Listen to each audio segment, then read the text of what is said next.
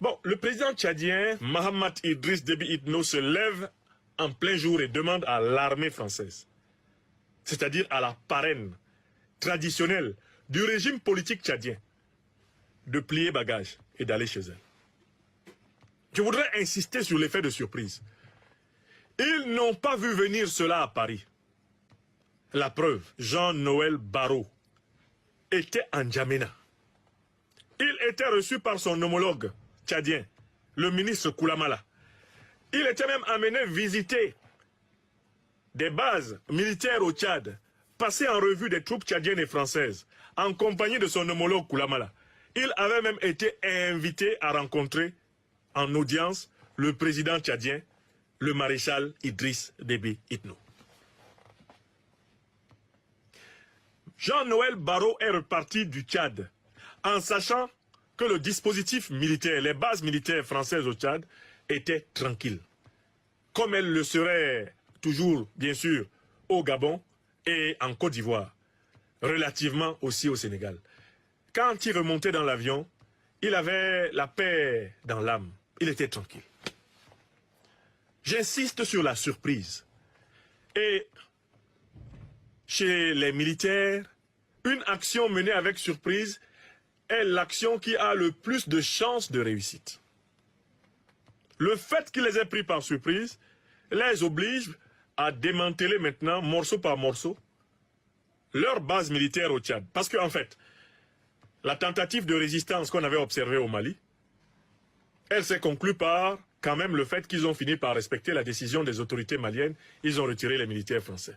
Ils ont tenté de résister au Burkina. Qu'est-ce que ça a donné? Ils ont été obligés de retirer les militaires français.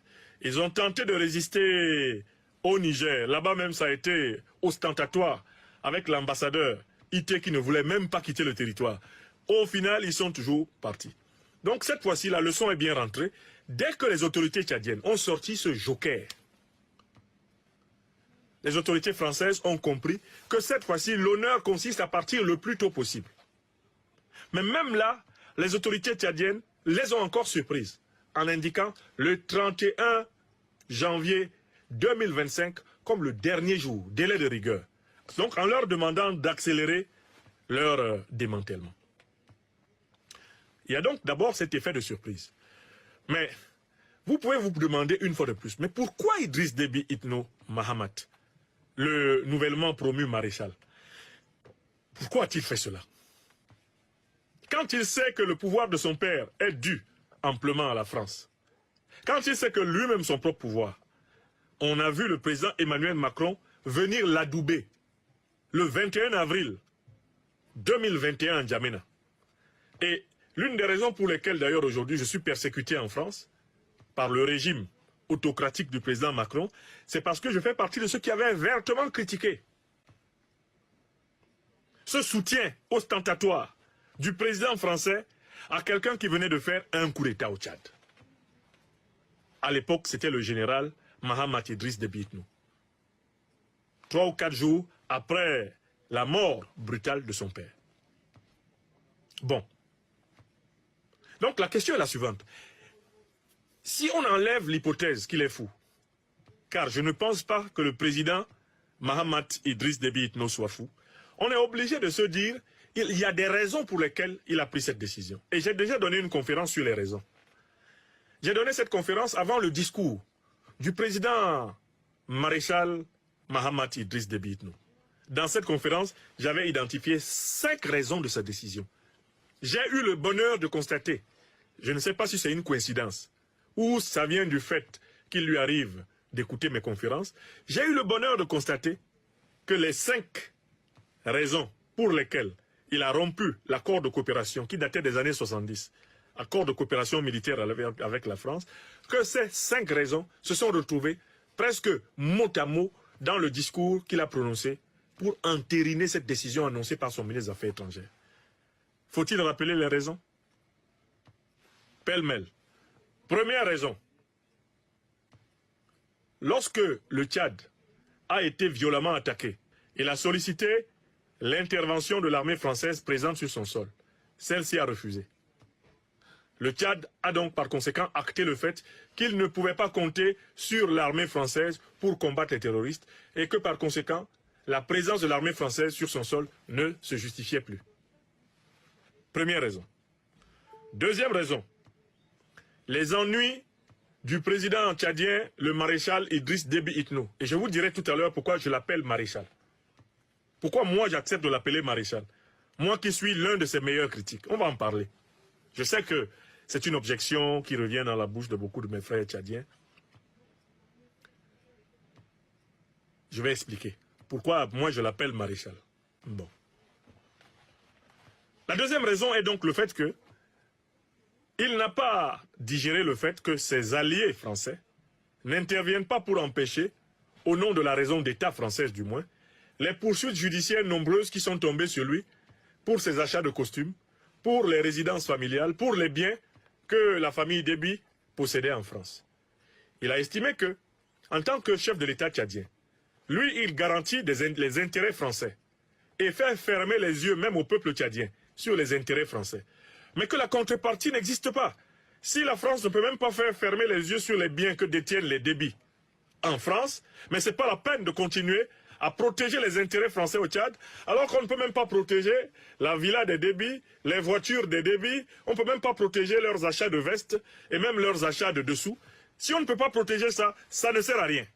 Donc la deuxième raison, c'est le fait qu'il n'a pas vu la partie française lui garantir l'arrêt des poursuites qu'il estime en rupture avec le principe de la raison d'État, le principe diplomatique des intérêts vitaux respectifs. Ça, c'est la deuxième raison. Vous vous souvenez, j'avais dit ça, oui ou non? Troisième raison. La troisième raison est en rapport avec la politique intérieure tchadienne. Le président maréchal Mahamat Idriss Déby Itno n'a pas beaucoup aimé le fait qu'il ait été mis presque sur un même pied d'égalité, à un moment donné, avec celui qui est devenu brièvement son premier ministre, Succès Masra. Il n'a pas aimé cela. Il s'est rendu compte à un moment donné que Succès Masra était utilisé pour l'affaiblir. Et que lui, il était utilisé pour affaiblir Succès Masra, le tout afin de renforcer l'emprise du maître français sur le Tchad. Il n'a pas aimé qu'on le force à nommer Succès Masra Premier ministre. Voilà pourquoi il s'est empressé de le rouler dans la farine, de le littéralement pulvériser aux élections, et ensuite de le chasser de la primature comme un malpropre, allant même jusqu'à lui enlever le passeport diplomatique qu'il aurait pu lui laisser, en vertu de ses avantages d'ancien Premier ministre. Ça, c'est la troisième raison. Mahamat Idriss Déby Itno a très peu goûté le fait que, à un moment donné, les politiques français et les politiques américains se comportaient avec Succès Masra comme si celui-ci était un coprésident de la République du Tchad, comme si on était dans un bicéphalisme républicain. Mahamat Idriss Déby Itno n'a pas beaucoup aimé ça. C'est la troisième raison. Donc, quand j'ai lu son livre de Bédouin à président, et que j'ai vu les paragraphes, alors que Succès Masra était encore son premier ministre, j'ai vu les paragraphes, mais acrimonieux, qu'il a écrit contre Succès Masra, à qui d'ailleurs il a dédicacé le livre. Succès Masra recevant le livre avec un grand sourire. Dans le livre, il accusait Masra de lui avoir fait forcer la main par la France, les États-Unis et le Congo-Kinshasa pour être nommé Premier ministre. Il l'accusait d'avoir jeté dans la rue ses partisans au mois d'octobre 2023, oui, au mois d'octobre 2023, pour provoquer un bain de sang dans l'espoir que cela le fasse chuter. C'est écrit dans le livre. Le livre est là, de Bédouin à président, c'est dans la maison ici. Après avoir procédé à une critique extrêmement caustique du livre de Masra, j'avais fait strictement une critique, mais extrêmement radicale, du livre du président Mahamat Idriss Déby Itno. Vous vous en souvenez? Vous vous en souvenez, oui ou non?